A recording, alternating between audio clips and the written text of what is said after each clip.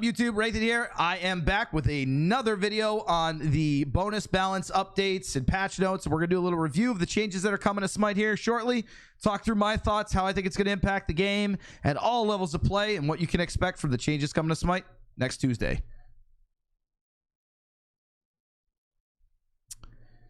Yes, Goro, do the thing. Roll the giveaway. By the way, if you're watching this on YouTube, come to my stream. I give away tons of gems. Like, follow, subscribe, all that good stuff.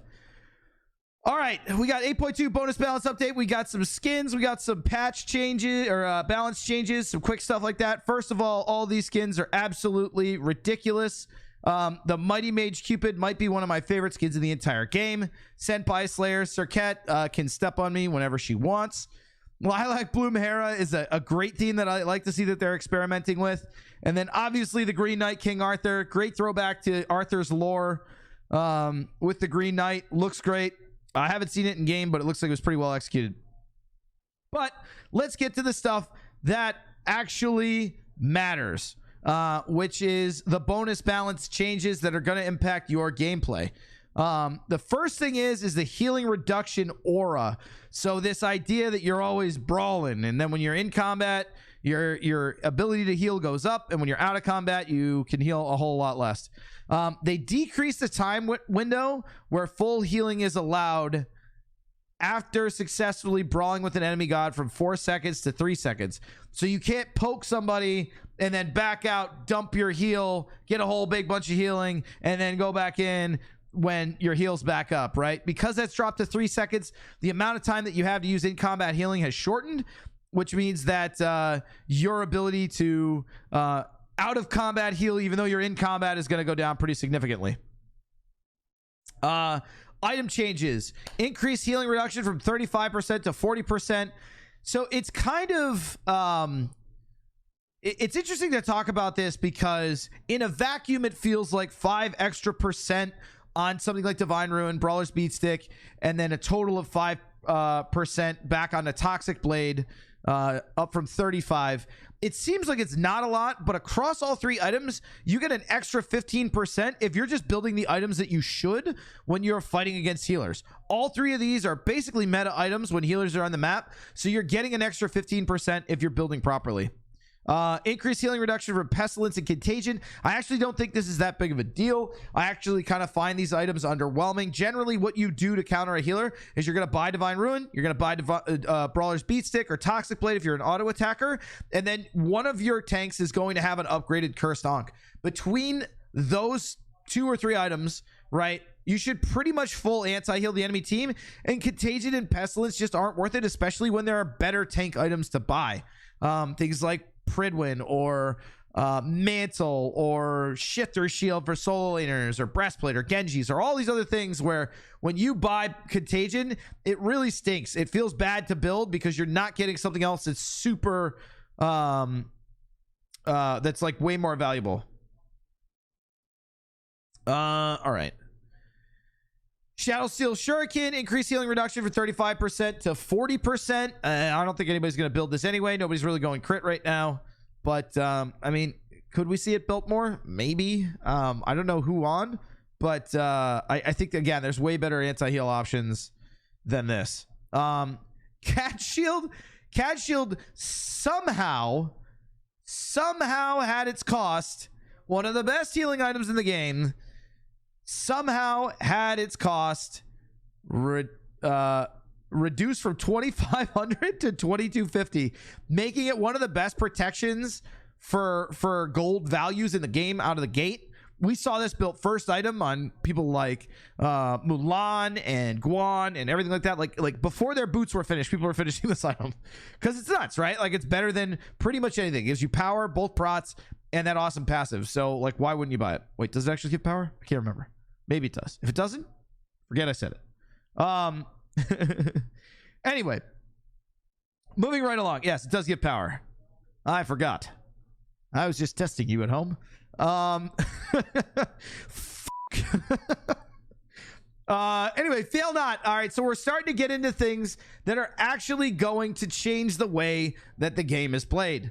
The anti-healing is good. I think it's going to discourage healers. I don't think it's going to eliminate them. I think it's going to be just as strong as it was, because most people don't buy anti-healing anyway in casuals and ranked, and especially not noob or below games. But the big changes that are coming are around the hunter items. So we've got Fail Not, which is losing 5 power, which doesn't seem like a lot, 10% of its crit chance, but 5% of that crit chance is moved over into the passive, where once you mark an enemy with that Fail Not proc, then they get 20% crit chance on them instead of 15. Doesn't quite balance out. Overall, it's less crit, less power. And there's really, it's conditional whether or not you have that extra crit. I personally think Fail Not and crit builds is going to get replaced with Rage. Because if you think about it, right, like the pen that you get from it is okay. Like, it's valuable, but it's 10%. The cooldown that you get from it, 20%, is valuable, but it's not worth it in a crit build where between this and Wind Demon, you basically don't have enough crit to reliably use both items. You need like 3 items, and you still need a bunch of luck, right? Or you need to be dumping your ult into the enemy team to make it worth it, right? So I think Rage will replace this. Rage is a heck of a lot cheaper, you know, where you would have gone Rage, Wind Demon, Deathbringer after, you know, Death Toll Boots, Berserkers. I think you're gonna, or sorry, you would have gone Fail Not, Wind Demon, Deathbringer. I think you're gonna see Rage, Wind Demon, Deathbringer, just because it's so much cheaper. It gets you into that crit build faster. I still think crit's gonna be good, even with the changes to Spectral, which I'm gonna lean on here in a bit.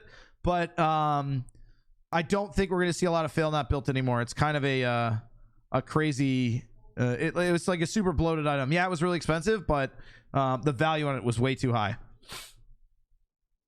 Berserker Shield increased cost from 2,500 to 2,600 and nerfing the power and the attack speed. This is basically a core item on anybody who basic attacks. It doesn't matter if you're a jungler. It doesn't matter if you're a solo laner, or if you're playing support as a warrior like Erlang or somebody like that. You buy Berserker Shield pretty much every single game.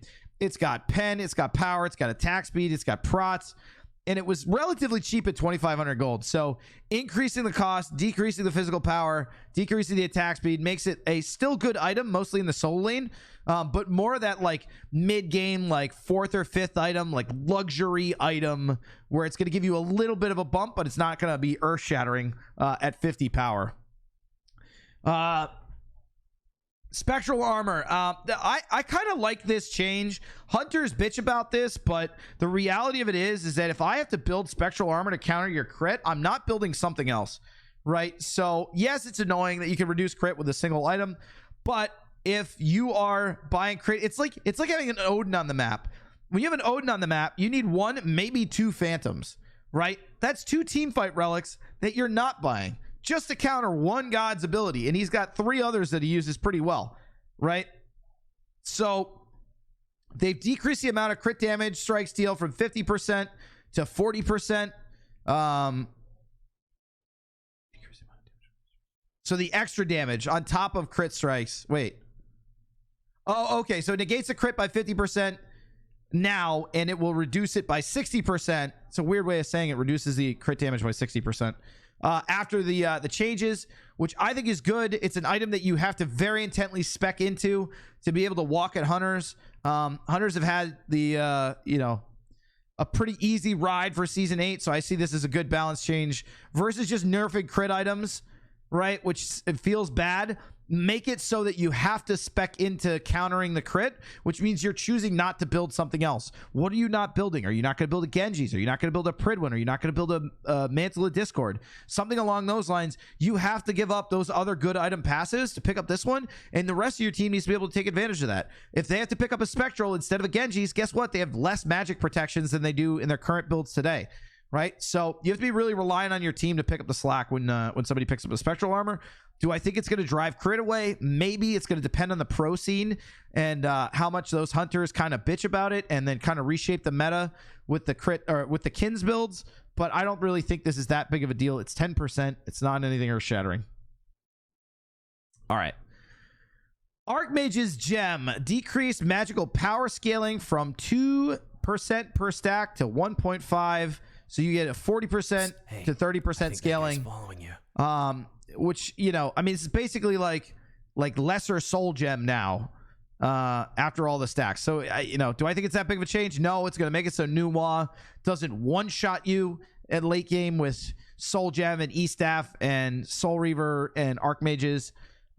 Increasing the magical power is an interesting choice, which means that you are making up for some of that damage that you're going to lose from the scaling with 20 extra power, but it's not nearly as so it's not nearly as big of a hit as you think it is for 40 to 30%. That extra power is going to get translated into scaling, which means that you're going to do more damage overall.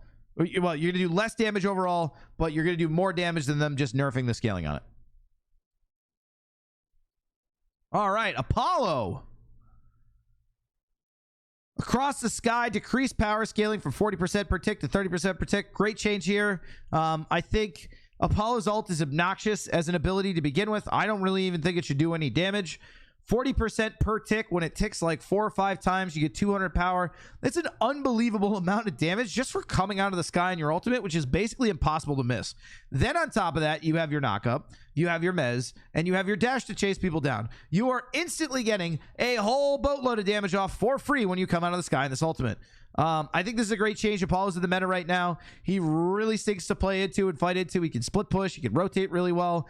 He can play in the mid lane and the jungle. This is a good kind of nudge to get him out of the meta a little bit. I don't think it's going to be anything, again, earth-shattering, because the strength of his kit really comes from the utility of his ultimate.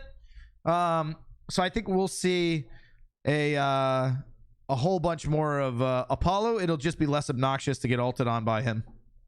All right.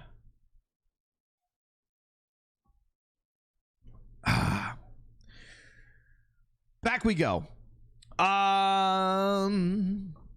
Danza changes decrease the base damage of his one. His one's fool's gold, right? That's not his passive. Yeah. Yeah, his one does a ton of damage to decrease the base damage of it. It's not a crazy amount, but when you think about it over time, or if he's shotgunning this ability on top of you, this actually makes a pretty solid difference. You know, over the course of a whole laning phase, it's a lot less damage. Which is good, because you don't really want to nerf scaling on hunter gods, right? Like, they're supposed to get really strong into the late game, so they didn't nerf the scaling, but they nerfed the base damage, which I think is a good call. Decrease the stun duration on a Boreas rocket. That is a great change. That ability is obnoxious to begin with. I personally think that his rocket is just kind of the icing on the cake, and it's the rest of his kit that makes him strong. And realistically, my change that I want to see go through on Danza is that he doesn't get the stun on the rocket unless he rides it. That would be my suggestion. I still think Danza is going to be strong in your games after the bonus balance on Tuesday. You know, this is just going to make him less annoying, but he's still obnoxious. All right.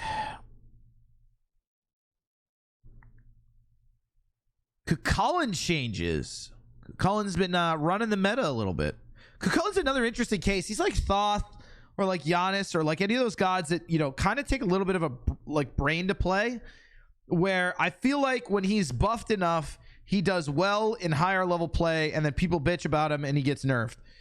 But the reality of it is most people don't play Cullen very well at all. You know, I think these changes are going to be good overall for the pro and higher meta. I think this is just going to make him a dead character outside of that.